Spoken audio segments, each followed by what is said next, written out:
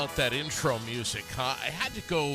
I had to go drama this morning because it's Sweethearts and Heroes Day today. And as you know, anytime that we talk Sweethearts and Heroes and we talk about the world's #1 youth leadership team, it's a big freaking deal. Brian McKeon is with me in the studio this morning. Good morning, my friend. How the heck are you? Dude, I'm so glad to see you again. Oh, always glad to see you, JD. How are you, man? Doing good. You're running ragged, huh? Yeah, we're gearing up for a wild summer here, as always. A lot of stuff going on. Yeah. And we're going to talk about some of it. First, though, look at this beautiful day ahead of us. 82 later today with sun shining. Lily will be out on the dirt bike this afternoon. I have to wait until July before I can swing a leg, but it's going to be just a beautiful day. Please get out and enjoy, no matter who you are, where you are, what you're doing. We don't want to pass up days like this. Is not the day to be inside cleaning the toilet, is what I'm saying. Get outside, enjoy, get some fresh air, and do something for yourself. Yesterday, took a little while and just cleaned the car mats in my truck. Nice. And it was just, I don't know, man. I mean, it just felt good to do something for myself. Yeah? You know what I'm saying? Oh, yeah, I hear you. Tiny little things. You give most of your time away to other people and stuff? I give a lot. Yeah, that's good. But it was nice to just give something to myself. Yeah. Just for a little while. You know what I mean? Yeah, I got to clean my car out, too. After that long winter, you know? Yeah. Oh, yeah, it was a tough job. Listen, man, we're going to dive into some of the things that you got on the horizon here, and we may hear from Tom, who might check in on one of the big ticket items that's happening, that's actually underway and is going to be ongoing here for quite a while. Have you seen the guest lineup? I had Kyle Turner on from Buck the other day. Yeah. I had Jake Cummings. Jake Cummings from Peoples. Yeah. I mean, this just Leon is. He's been getting them, man. He's been getting them on the horn here. Toots to Leon, Yeah. man. He is like an animal. I told him this morning. I'm like, he's got Sweethearts and Heroes guests booked. Yeah. Like right on through, man. Yeah, it's awesome. It's great to have those outside guests come in and talk about it and get to watch those. So yeah, they're really fun. Yeah. Who else is next here? I'm just looking here. Jay Cummings we just had. There's just so many. Brandon Brunemesso. Did you see that show? Yeah, I think I watched that one. Yeah. God, man. That was a great one. What you guys are doing is really incredible stuff, man. Yeah. This was not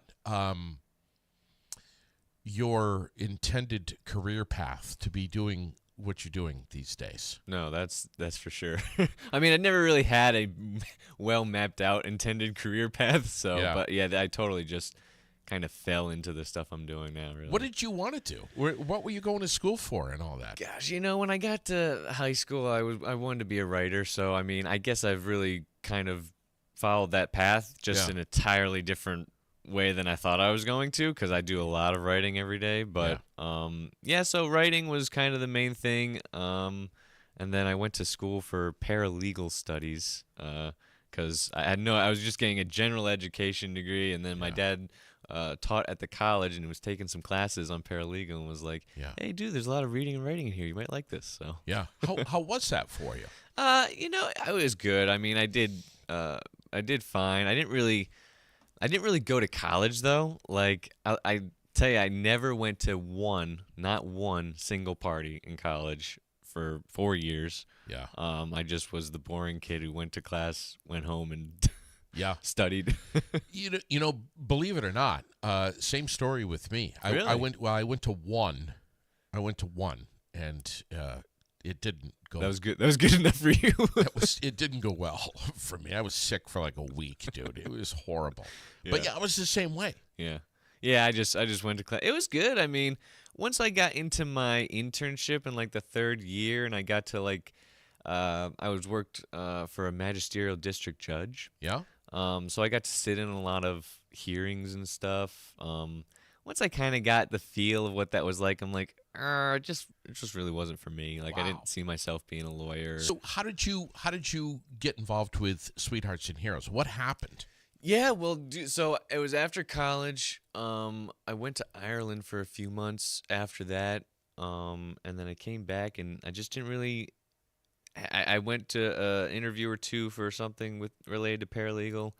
Again, just didn't really jive for me. And then I just Tom knew I wanted to be a writer and was like, "Hey, you want to write this play based off of this, message?" Hmm. That was kind of how it started, man. And then slowly, the next project we worked on was 13 Pillows.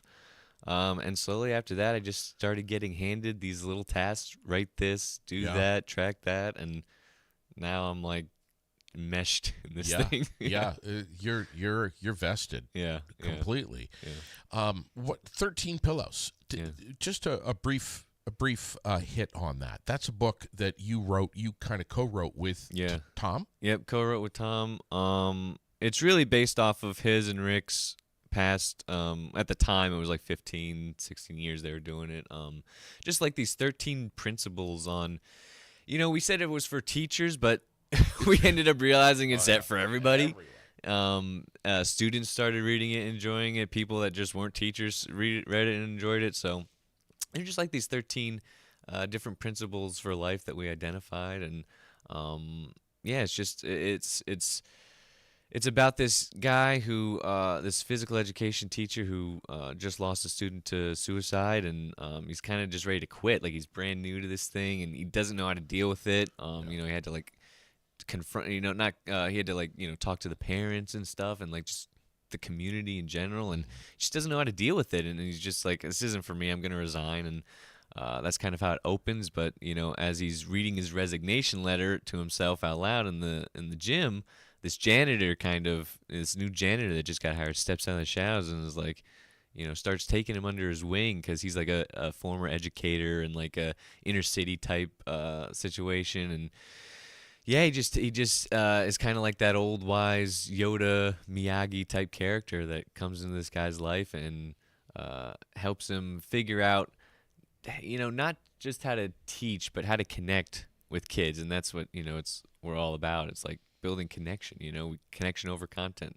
That's one of the pillows. And so, yeah, that's just how it kind of starts. We say pillows because a lot of people are like, don't you mean pillars?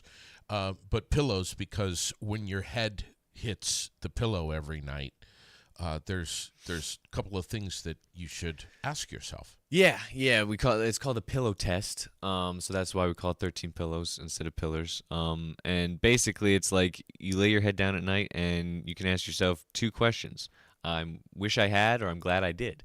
And the goal is to kind of just have I'm glad I dids than I wish I hads. And you're not going to be perfect every night, but yeah, that's the gist of it. And it's just really like a self-reflection exercise. It doesn't have to be while you're laying your head down on the pillow, but everybody's so distracted and overwhelmed and busy today. It's like often it might be the pillow where you get your last quiet Sure. thoughts. So And if we're lucky enough to have another day, we can turn the wish I had's into yeah. I'm glad I did. Yeah, absolutely. I think it's definitely both are important, because you don't want to always have the I wish I had's and not recognize, I'm glad I did. Right. So yeah, it's just a way to reflect at the end of the day. You guys always have a new book that's coming out. You got a new project that's coming out. You have new trainings that are coming out. You got stuff going on with linemen. You got stuff going on with schools. And now you've got this week-long Hope Through Art tour Yeah. of 5 schools in the North Country. Yeah. What in the heck is this about? So, gosh, I don't remember exactly how Tom Murphy got connected with this guy, Tom Verano, who was actually from, I think, New York. He lives down in Texas now, but he does kind of a similar, not the same kind of stuff we do, but he travels around to schools and organizations delivering his presentation, Emotion into Art. And I haven't had the privilege of seeing the performance live, but I've seen his videos online, and he's a it's like performance speed painting, where he'll like paint these canvases live up on stage while he's like going through some kind of message, like an inspirational, motivational, hope-filled thing, and we're just like, it just kind of meshed perfectly with what we do as well, and so we just had this idea of like teaming him up, Tom Verano and Rick Yarish. That's crazy famous. Yeah, he travels all over the country. Like, that's his full-time gig, and he's just got as much passion about what he does as what we do, and it was just, we just saw an idea, and this week has been the launch of it. We started off in Ticonderoga and Crown Point on Monday.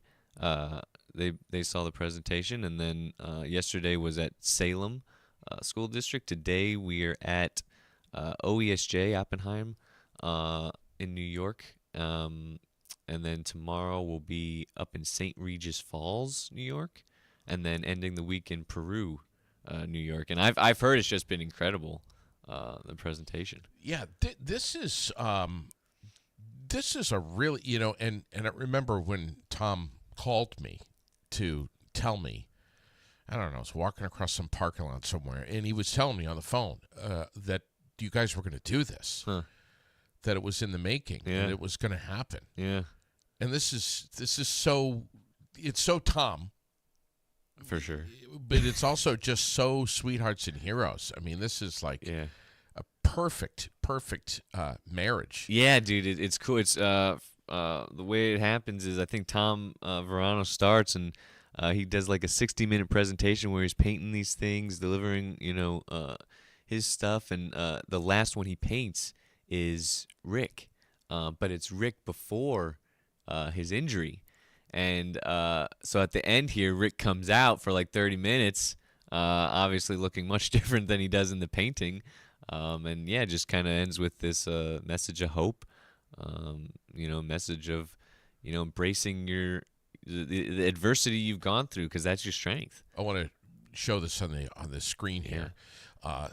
This is, and I'll read it right here if you can't. Two powerful missions, one unforgettable experience, uniting art, heart, heroism to ignite confidence, strength, and endless possibilities in every student. And some of the themes: overcoming bullying, rising above adversity, becoming the best version of yourself. This is really something else, man. And we've already had how many of these have taken place? Today is the third one, and then they got 2 more for the rest of the week. So we'll just have 5 shows right now. But this was kind of like our pilot run to see how it worked, because Tom Verano and Rick have never done anything together before. But I've heard it's just been incredibly awesome. And where are the next ones going to be? We got one tomorrow at St. Regis Falls, New York. So that's up in northern New York, and then Peru, New York, again, right up in northern New York there. On Friday? On Friday is Peru, yeah. Okay. Is there one Saturday, too? No, nothing Saturday. Okay. Yeah. All right. Wow, man. Yeah. This is really, really cool. Inspiring the next generation together to be better, to do more. Live painting, inspiring storytelling, real-life lessons, lasting impact. I mean, that's it right there. Yeah. Wow. Yeah, I've seen his stuff online, Tom Verano's, and it's really cool, man. And he's out of, where'd you say, Texas? Yeah, Texas. God, I don't know if I'm not 100% sure exactly where, but I think he's originally from New York. Okay. I don't know when he moved down to Texas. That's incredible. Yeah. I would love to go. Will this come to Vermont? We're hoping to do something hopefully in the future. This was kind of just our pilot run to see how it went. Obviously, it's gone incredible. So it's just figuring out logistics is usually the thing we have to work on. But man, if we see an opportunity to do it, we're gonna do it for sure. This Fifth Wire Hope series has been really impactful for linemen and folks in the trades especially the construction industry, everywhere. But it has also resonated quite strongly with folks in the emergency medical field, first responders, Yeah. from police, firemen, EMTs, paramedics, whatever. Yeah. This is really tell us what it is. Yeah, well, it's really the same thing we've been doing in schools for the last 15, 16 years. It's our message of hope and action, and it's tailored to, the groups that we talk to. We've been doing them in front of police officers, in front of linemen, in front of military. So we kind of just tailor the presentation to that, and those industry struggles. The linemen in particular, the construction industry, that area, it's like the suicide rate is, up to like 68 per 100,000, which is just insane. Like the Marines are at like 34 point something. You hear about the 22 a day in the military, the veterans that, end their own lives. And so it's this war on hopelessness that we identify, man. It's everywhere and it's hitting everybody. But you got those high risk industries like, the police and military, linemen, all of that. Like it's just crazy high, man. And I was listening yesterday to the Substack of Beware the Trades, a wolf in sheep's clothing. And as I'm listening to it, I'm thinking, gosh, I guess I kind of knew that, but not really. But yeah, I'm not surprised. I mean, Tom is going into some pretty grave detail about the life of someone in the trades. Yeah, man, it's freaking tough. Like those guys, first of all, are like some of the toughest guys out there. I can't imagine. It's like, well, we're sitting home and negative degree weather, waiting for our power to come back on. Sure. They're the ones freaking up there, climbing the pole and trying to fix it. In the freezing rain. The freezing rain and the freezing cold, like everything. And, that article in a gist, it's like, for a long time, obviously, it's been, you go to high school and usually the next step is you go to college. Yeah, right. But obviously in the last, I don't know how long, but, the last 5-10 years, maybe people have been trying to get kids, also transitioning more into the trades. Yeah, sure. But you're kind of, and this isn't like a mean critique or whatever. It's not intended to be. It's kind of just trying to identify the reality that we're in right now. A lot of the ways that those individuals in the educational system are trying to funnel kids towards this stuff, towards the trades, which, of course, we need more trades. There's a need. It's huge. Totally, absolutely. But the culture and the type of grind that they got to go through is very different in the actual industry versus what they're kind of being shown in an educational sterile environment. Sure. Where you go to shop class and stuff. Oh, you should go into this. Sure. But then you graduate high school and they say, oh, you're gonna get a bunch of money. You won't have to go into college debt. You get your $200,000 a year, your truck, your house, all that. Yes. But dude, it's like you come in as the lowest man on the totem pole, obviously. Yeah. You got to put in, I think it's somewhere between like 8,000 and 10,000 hours maybe, over like 3 to 5 years to become a journeyman. Yeah, it's insane. It's insane. And but we're all chasing the buck though, dude. The buck, yeah, we are all chasing. But the other part of that is, you get the bucks, but there's no financial literacy taught, like how do you manage your money? And that's a big problem with, sports guys too, it's like you're never taught how to manage that, so you get yourself into a bunch of debt, and then you have to work, and you're working like 70, 80 hours a week sometimes, insane, traveling all over the country away from your family. And so we're trying to guide young people into the trades more, we're not revealing to them this culture that exists where you're gonna get like this hazing. You're gonna be at the bottom of the pole pushing a mop for all these. So that's kind of ties into what we do. We're not about fixing your organization. We're not going to solve your organization's problems. We're there to fix your humans. And that's what our program, Fifth Wire, is about. Tom Murphy on the line with us. Tom, good morning. Hey, what's going on right now? Hey, I'll tell you what's going on right now. We got a guy that's sitting on the couch that you said he is a wicked introvert. He'll never get on the air on the Air It Out podcast, and he's kicking ass, man. Geez. What we got is two guys sitting on the couch not doing any real work is what we got. Oh, is that what it is? That's what we got. Probably got a box of cookies there with you, too. Oh, yeah. I do like cookies. Yeah. Tom, what's going on today, JD? We were just talking about hope through art, which we'd love to get your thoughts on that. But first, man, I mean, we're talking right now about your Substack yesterday, which you guys wrote, and it really hit me. My nephew just graduated from a school in New England here. It doesn't matter. But he got a degree in construction management. And a week later, which was this past Saturday, he moved out to Syracuse, and Monday was his first day on the job. Today's his third day on the job. And when I heard your Substack yesterday, I mean, it just, I don't know, man, it just really hit me. What advice do you have for... Oh, there's a lot to say about this, JD.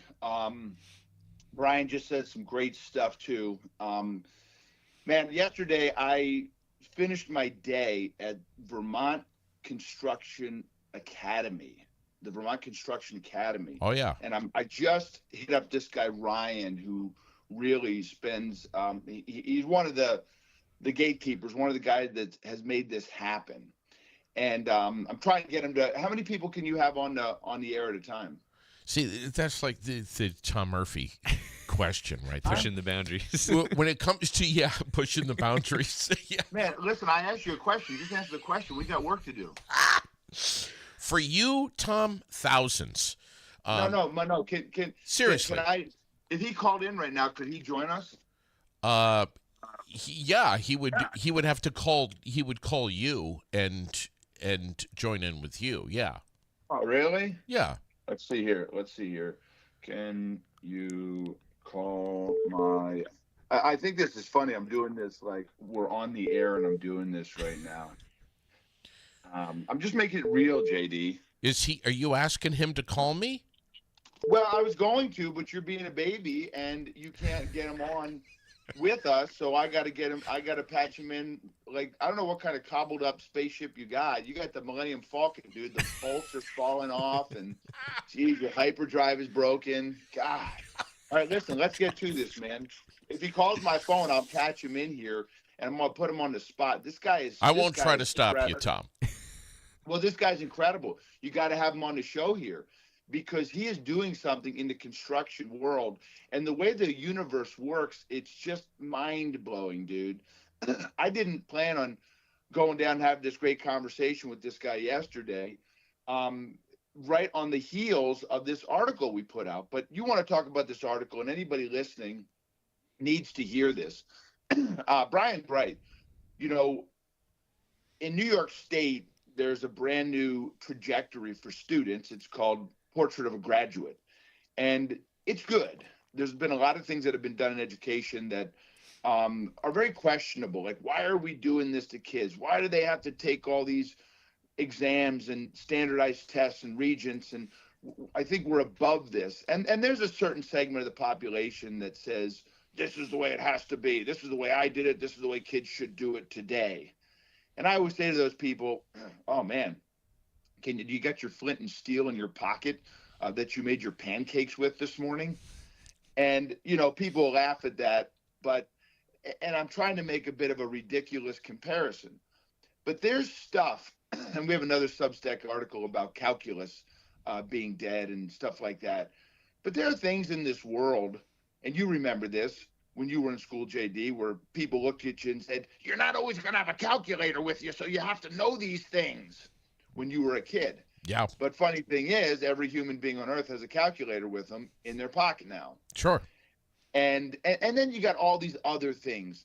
So as we've kind of seen this unfolding of information, the information free age, where every bit of information is free and you don't really have to know anything. I mean, there's a really funny story. I think Brian wrote about this in an article once, that Einstein, somebody asked him for his phone number, and hold on, I got it. He's calling me in right now. Hold on, all right? Hold on one sec. This will be interesting. I love it when Tom hijacks. He likes to throw a monkey wrench in things. Oh, yeah. I don't know what he's doing. Ryan, you there? Ryan, you there? Hey, can you hear me? JD, you there? Yeah, this is super. This is so high tech right now. This is ridiculous. JD, So- Ryan, I am giving you. You're speaking to JD. Now, JD is not only a loose cannon, but he's probably one of the most questionable individuals I've ever met in my life. He's been 31 years in radio, and he's a little off kilter, and he's kind of screwed up. Anyway, you're live on his show right now. We should all be working for NASA. Why are we not working for? We should be on Cape Canaveral right now, all of us. I like the description. It sounds like my kind of people. So yeah, let's rock and roll. Let's go. But we're gonna get you on this podcast anyway, Ryan, because my buddy Brian, who does some writing for us and a whole bunch of other stuff, is actually live on his couch right now. JD likes to get people to snuggle up with him on his couch. Say hi, Brian. How's But it going? anyway, he's from Barrie. He lives in Barrie. He's got about 10,000 plus followers, but he does all things Vermont. And, he got a hold of our article that we wrote, A Wolf in Sheep's Clothing, the trades. And I was just in the middle of explaining to him that education has changed. I was like finishing a story about Einstein, and the punchline, JD, and Ryan, just give me a second. I'll set this up and turn it over to you here in a sec. The punchline here, JD, is Einstein, somebody asked him for his phone number, and he turns and asked for a phone book. This is a true story. You can look this up. And the person was like, "You're Einstein. What do you mean you don't know your phone number?" And he said, "Well, it's in a book. Why do I have to memorize it? Like, that's ridiculous. Why don't I save that capacity, that brain power, for real things?" And so as we come into this information technology age and things are changing, if I ask Ryan, "Hey, do you still carry the same tools you carried on your belt, 20 years ago in construction?" He'd say no. So then why are we making kids do the same thing they've always done in school 20 years ago? Because we had to do it? Well, that doesn't make a whole lot of sense when we have the tools where we don't need to do those things. Now, we can debate what things kids need to know and what things they don't need to know, and that's good to have that debate. But one of the great things about education, and there's a lot screwed up with it, and I try not to live in the deficit. I try and, what's the strength of the people and the systems around me? And one of the things about education is we are realizing that not everyone needs college. Years ago, New York State had college for all. And then we said, wait a minute, there's different pathways for people. Why does it have to be college for all? So then the trades spring up because we have an explosion in building, an explosion in all kinds of areas of construction and resource development. So the trades spring up. And all of a sudden, what you can make in the trades goes through the roof as well. And so people are saying, we need more kids for the trades. And you got guys like Mike Rowe out there who are doing a beautiful job saying, don't make them wait till they get into 11th or 12th grade, introduce them to the trades in middle school. And I agree with that.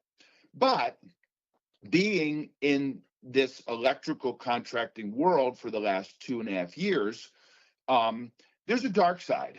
And this is not me dumping on the trades, because, man, I want my own kids to go into the trades. You know, the satisfaction you get from building something, from completing something, from, you know, donating your skill and your time to building things for people that are less fortunate. Those are just beautiful things, skills for a human being to learn.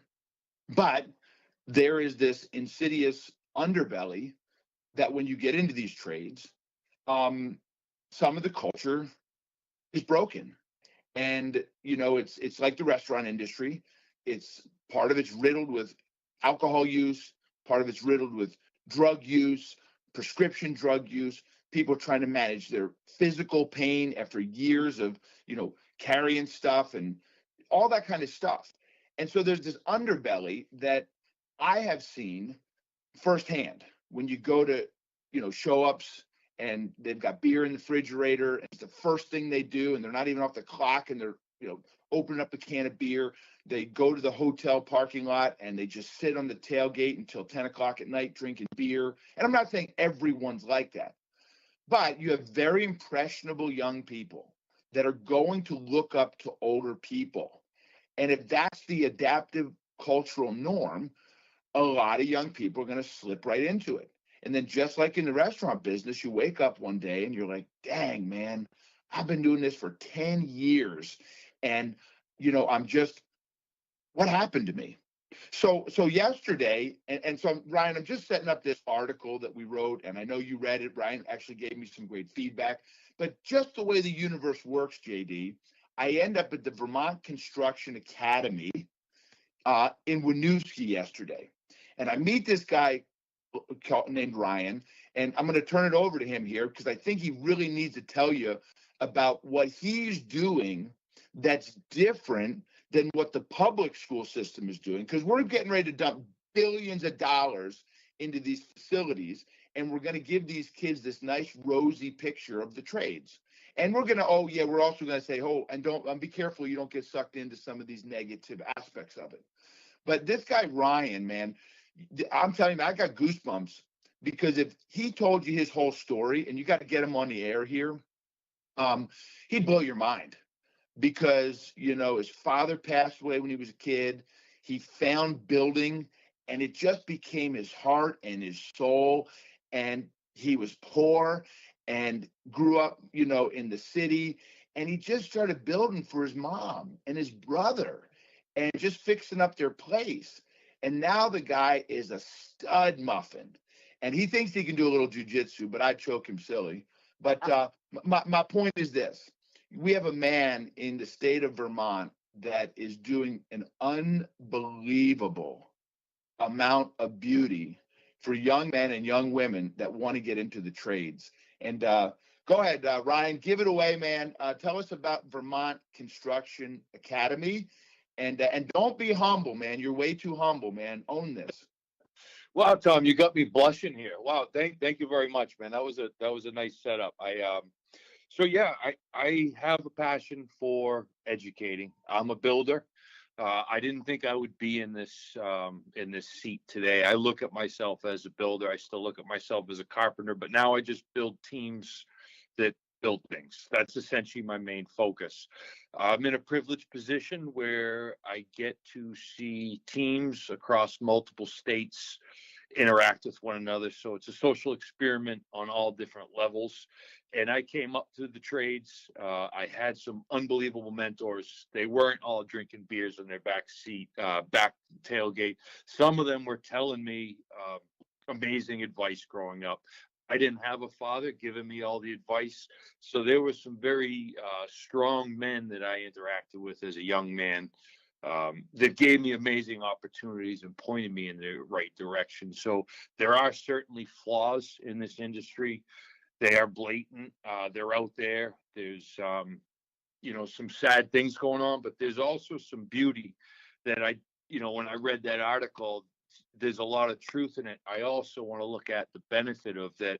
Some of these hardships, some of these challenges, young men take pride in, and they actually make them feel really good, even though the work may be physically painful.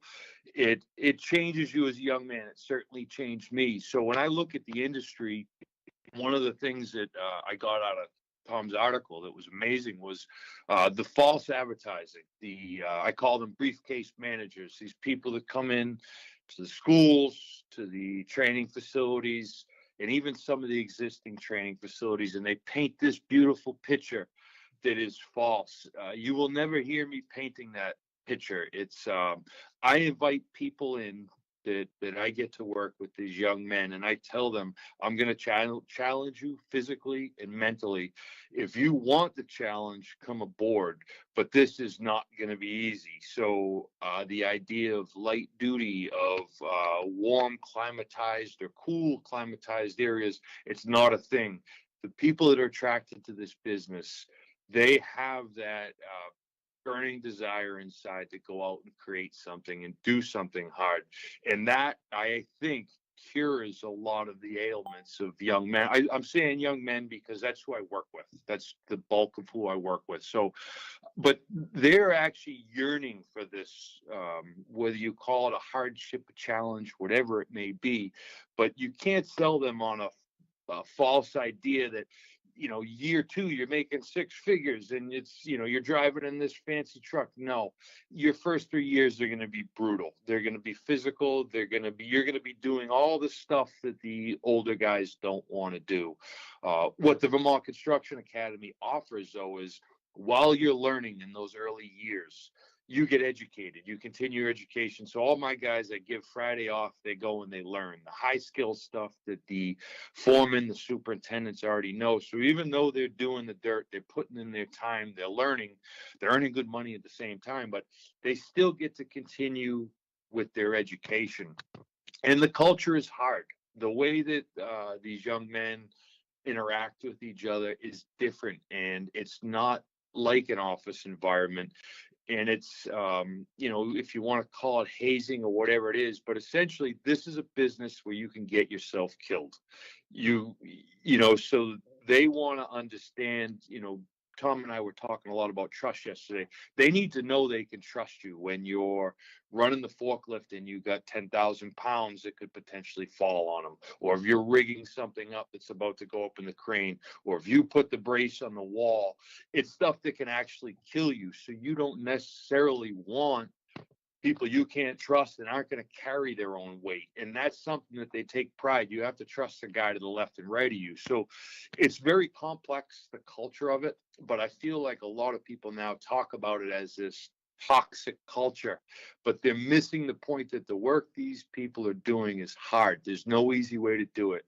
The bridges, the buildings, it's all hard, heavy stuff. There's no air conditioning. A lot of times there's no heat. It's challenging. So the marketing bull that I hear nonstop, it drives me nuts. It's leading people astray. But there's also this bigger industry picture. So over the last 10, 15 years, the industry has continued to constrict on timelines. The timelines get tighter. And then the leadership teams, many of times, have never done the work. So there's a disconnect in perspective here, where you have the leadership, which may have come strictly through academia, discussing leading people that they don't actually understand. They've never actually worked 10 hours in 96-degree temperatures. They've never done it. They've never frozen. They've never run a nail gun that weighs 15 pounds for 8 hours, and then you can't feel your arm at the end of the day because your shoulder's numb. So there's a disconnect. But that's my little rant. The reason I'm here is I started doing this educational thing 8 years ago. I fell in love with it, and I can't even really describe why I do it. Tom asked me yesterday why I do it. I'm like, I don't know. It feels better than anything I've ever built. I can build you anything you want, a hospital, school, whatever complex physical component you need, I can build. And it looks cool and it's great, feels good at the end of the day, but it doesn't feel the same as when you're looking at a 24-year-old that changed his life over the last 4 years. He's got a nice truck. He's healthy. He's doing his thing. It just feels different. And I don't know how I ended up here. I feel blessed every day when I roll out into what I'm doing. So that's kind of my story. That's my rough idea, but it's grown into something major.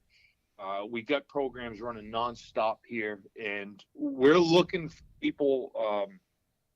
Tom's told me humble, but my number one aspect I looked at people is humility. So I'm looking for students with humility because they can learn and they can acknowledge their weaknesses so they can grow. So the students I'm looking for at the school, the number one piece they have is humility. And then the second thing is just show up and be ready to work your ass off and get after it. So that's my spiel. I want to hear you guys. That's who I represent. I come from the trades. I had the blessing to go to school and get a degree because my father was a veteran. He died related to war, so I got the privileges of education.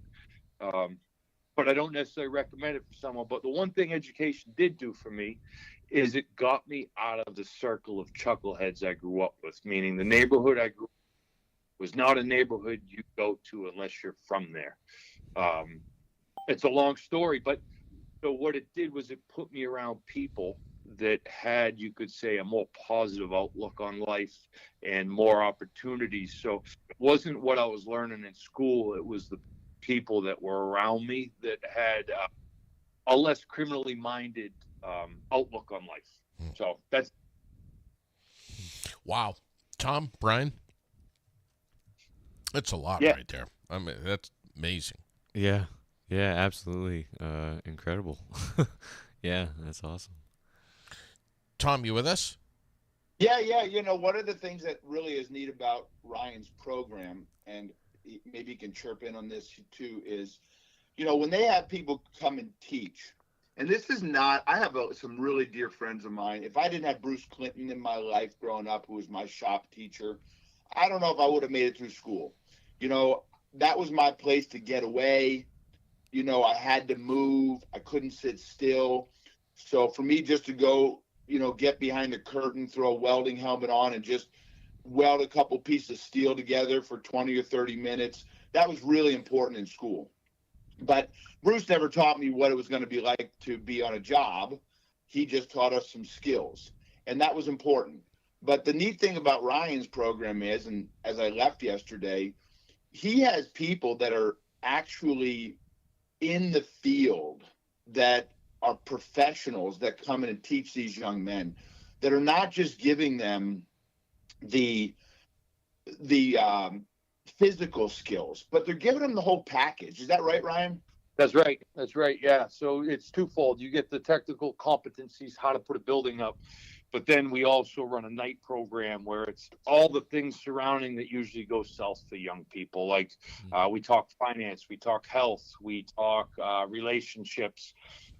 It's not like we're all hugging each other and singing songs, but it's another area that we meet up away from the job site that you can kind of let your guard down and let it fly. One of the things, one of the parts of the program was also a 10-week jiu-jitsu challenge to get them into a uncomfortable place that's still safe. So out and but it's pretty cool. You see a transformation fast, and a lot of these young men in construction don't actually have male mentors. They're just not in their life, and the people they learn from, public education, they weren't really guided in this direction. And a lot of whether you call them masculine traits or whatever it may be, they were kind of put down for being their natural selves as young men. So that stuff is kind of outside the construction competence.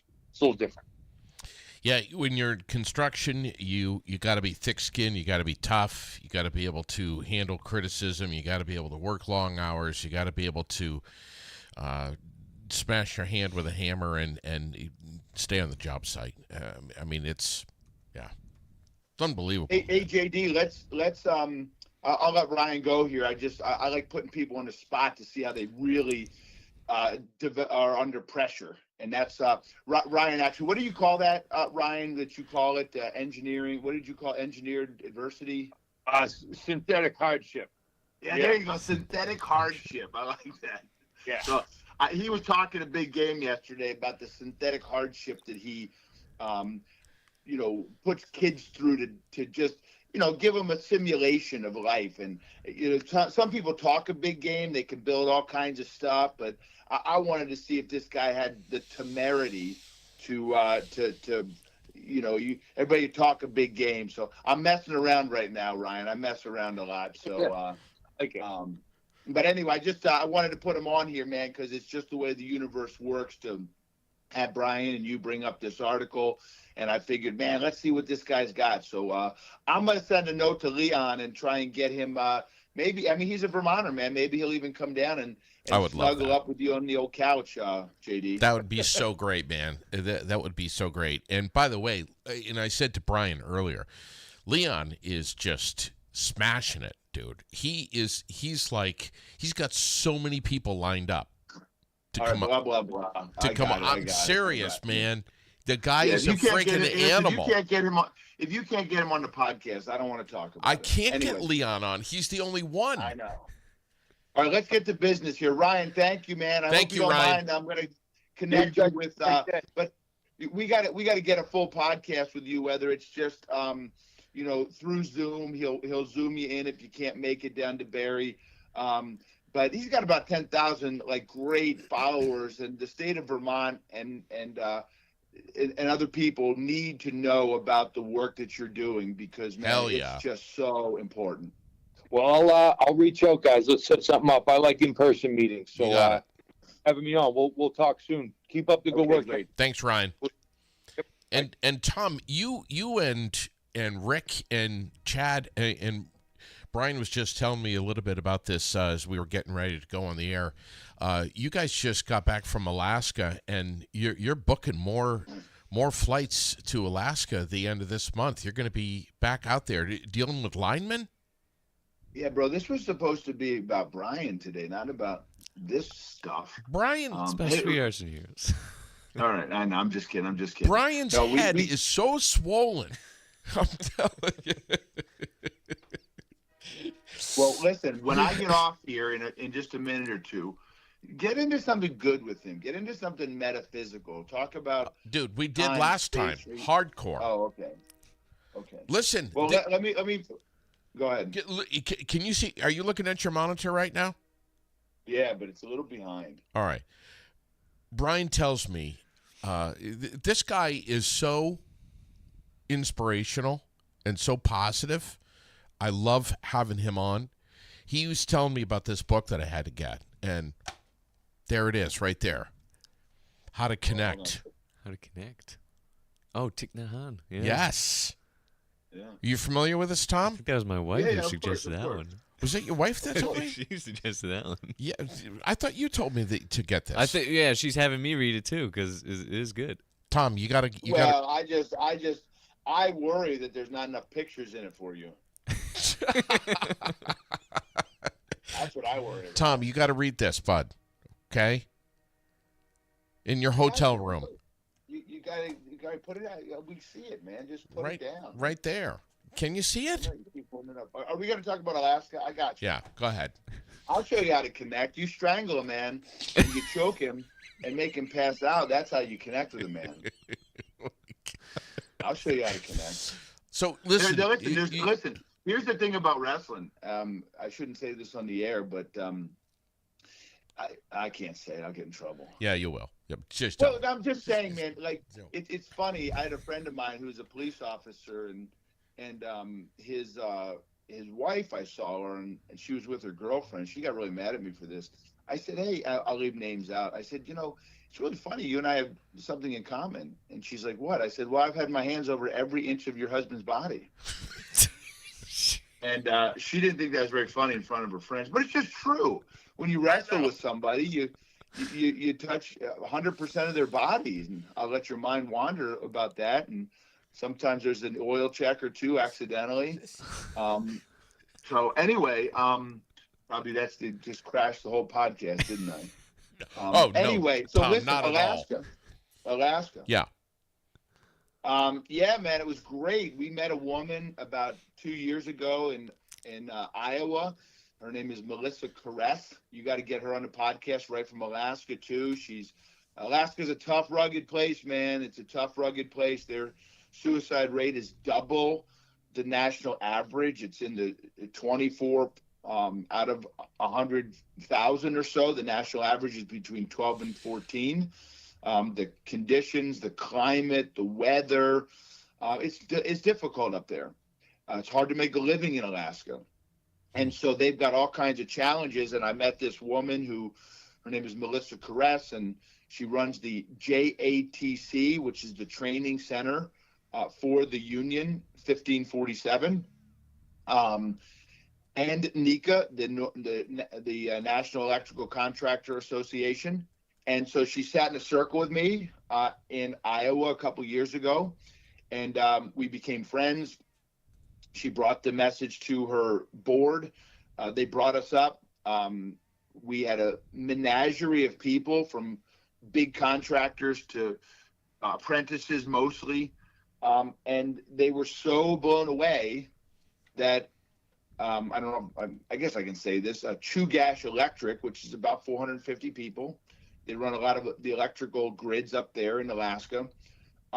They were so blown away that they said, we need to bring this message to all 450 of our people.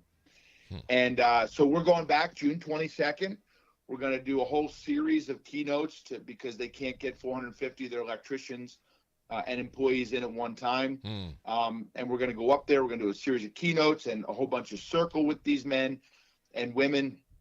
And then hopefully we're in discussions with them to go back to Alaska once a month for a week for the next 6 months after, because the thing about this message, this fifth wire we've developed, it's not a speech. It's not a feel-good message. We have an electrifying keynote that just mesmerizes people. But the most important thing is we brought it into a system that can do exactly what that book is that you held up.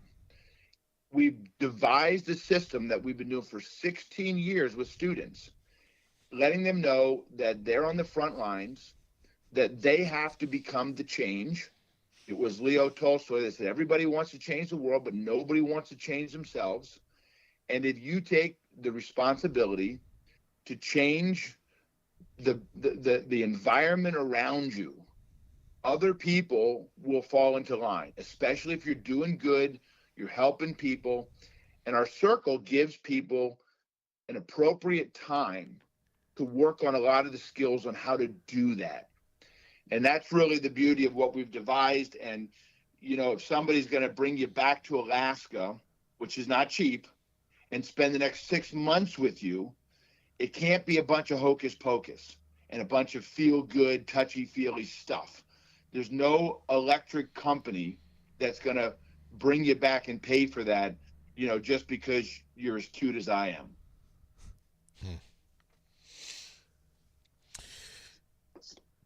Tom? Yeah. Give me 60 seconds, because we got to wrap here. Come on, dude. You can't rap yet. Give me 60 seconds on Hope Through Art, and then I want to talk with Brian briefly about the Brave. Give him some more time. Brave Youth Leadership Program. Yeah. You got to go number 2 or something. No, I want to talk about the Brave Youth Leadership classes. All right. Yeah. Well, listen. Do you have that new video Brian just put up on the Brave Leadership? Negative. But I will. I'm going to send that to you. I'm going to send that to you right now. You should play it. And I'm going to give you my 60 seconds, and you can run over a little bit. Don't be a baby. All right? I'm being serious. You're being a baby right now. So listen, I'm going to send you this video that Loudon made yesterday on the Community Ambassador Program.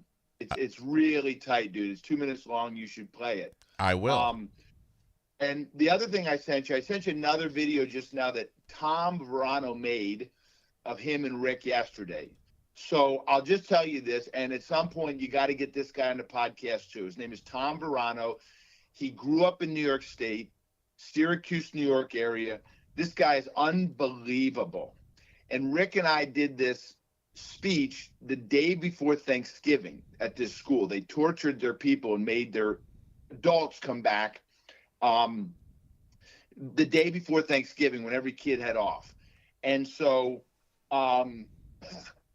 Anyway, so we go down there, we do this speech, and then this guy takes the stage right after us. And he's one of these speed painters that paints things upside down, these big giant canvases, then flips it. And next thing you know, it's the Statue of Liberty, it's Martin Luther King. Anyway, wow. So I just come up with this idea, and I'm like, bro, I got to talk to you. And he wanted to talk to us first, and then I followed up. He lives in Houston, Texas today. And his story is unbelievable, dude. When he tells you your story, you will cry, and it will be like heartbreaking.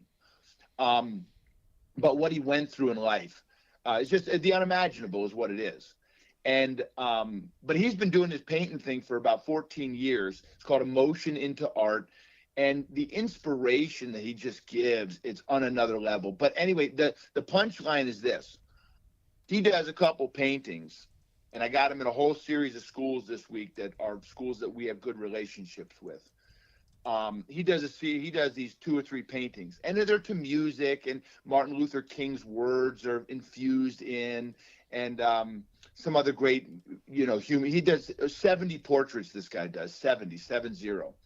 But the last one is Rick Yarish prior to his injury.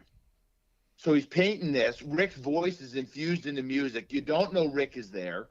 He's got this picture of this regular, normal-looking person, and then Rick walks out at the end, and he looks at the picture, and he goes, "That's not me." And that was one of the lines. I got chills thinking about this, too. When he saw his face for the first time after his injury, and he sees a picture of himself with his family before his injury, it just crushes him. It puts him into hopelessness again because he says, "That's not me." Now, 20 years later, he's looking at this portrait of himself before his injury in front of 500 kids, and he says, "That's not me," and it's not him. It's that's not who Rick Yarish is. Rick Yarish is the man that got blown up in Iraq, and the man that's given hope to 2 million students. That's Rick Yarish, not some boy that didn't know what he was doing at the age of 25. Yeah. Yeah, exactly. Wow, man, that is so powerful. Oh, dude, it's cool. Cool. You're going to help me get Tom on the air. Yeah, let's get Tom on there too, bro. We got to squeeze him in. Like, Leon's got to pick up the pace, dude. This is ridiculous. Thanks, Tom. Thanks for coming on, buddy. All right, bye. Appreciate you so much. You know what I should do? Hey, Tom, you there? Oh, he hung up on me first. You tried to get it. I was going to try to get him. He beat me. I've never, ever had a chance to be successul in hanging up on Tom Murphy. It's tough to get first. It's tough to get him. It's very tough to get him. You got to get it pretty early in the morning, I guess. Yeah, and he just wrote. He just look at what got you. Yeah, got you. Yeah, see, really brief here, man. The Brave Youth Leadership classes, the circle training that you're doing. Tell me about these things. They're really important. I know we went long. We had a very unpredictable. Very unpredictable. It's awesome. But it was great though. I like that. Oh well, I loved hearing about Ryan's culture, dude. Yeah. Like that is, to me, honestly, unreal. Like that's like taking it back to like ancient medieval times, like when that group that you were with, like if you were whatever, a carpenter, like whatever, like that group became your family, man. Yeah. That's like sounds like what he's doing. It sounds like he's very aware of the deficit, but he's very strength-based focused, which is really, really awesome. So. We need more people like that, though. Oh yeah, man, absolutely. Don't we though? And not just in the construction. No, everywhere, industry. Everywhere. Like that's what you should. That's what it should be, man. It should be about like I know. When you go into that, especially a profession like the trades, like that should become your family. Yeah, you shouldn't just be going there, your 9 to 5 or whatever, and coming back and like getting them into jujitsu, getting them that financial literacy. Like I was saying, like that was just spot amazing. Spot on. Yeah. Brave. Switching trains here. Brave is kind of our magnum opus, like thing that we do where it infuses everything we talk about. Like we have all these different components. We got the hope in action. We got circle training. We got some leadership stuff.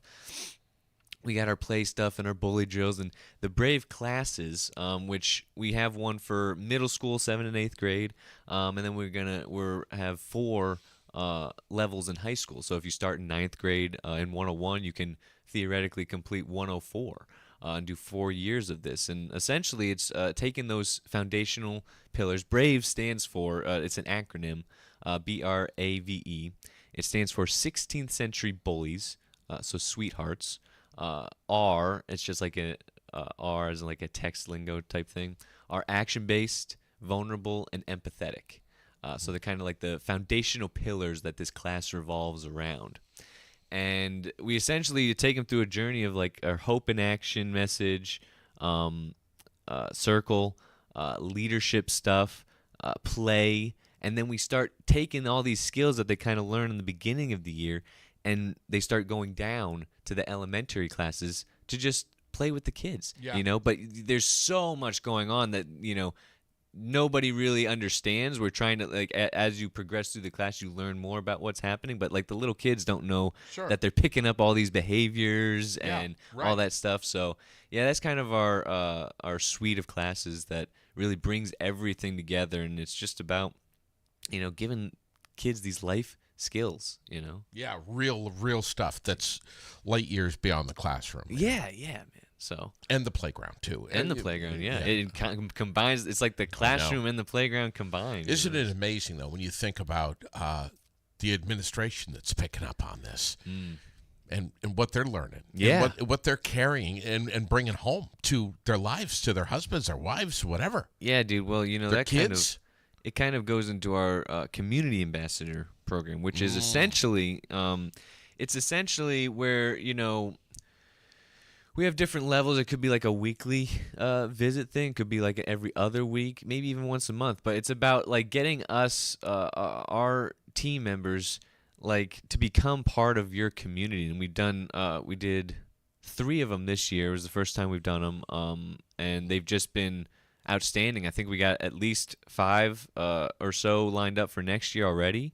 But yeah, our guys just Pat and Joe spend the year there with you, like taking the schools and the students through we kind of do like a bit of an orientation in the beginning where we're just trying to figure out where their culture is, what kind of things we want to, work on them with, what the school is really prioritizing, and then what their goals are. Yeah, we just take them through a bunch of different stuff from our circle training for students, for educators, our Brave shorter program, which is like a 6-week type program, which kind of it's kind of like just takes some foundational stuff from the classes over a shorter period. So yeah, that's a really powerful program we run right now. Damn. Yeah.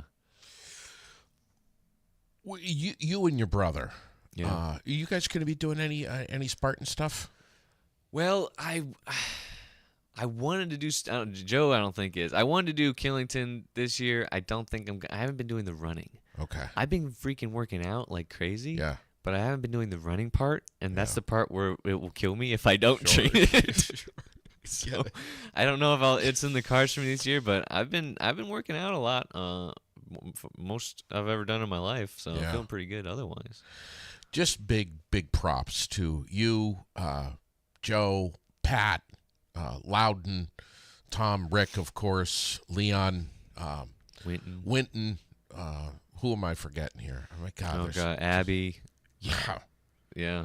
Just amazing. I think that's everybody. Chad. Yeah, we got like 11, 12, 13 people now. I haven't had Chad in It's hard to keep track now. And just this conversation this morning was yeah, dude, that was wild. Really powerful. Wild. Wow. Thanks for coming on here, man. Thanks for schlepping all the way here, dude. It is an absolute pleasure. It always is, dude. Always. I appreciate it so much. Thank you for your time, your energy. I know you didn't get a whole heck of a lot of talk time this morning. That's all right. I like to listen too. Yeah, but it was fascinating. Yeah, I mean, very. Tom always does stuff on the fly. And that's for sure. Jeez, you mentioned running tomorrow morning. Special Olympics.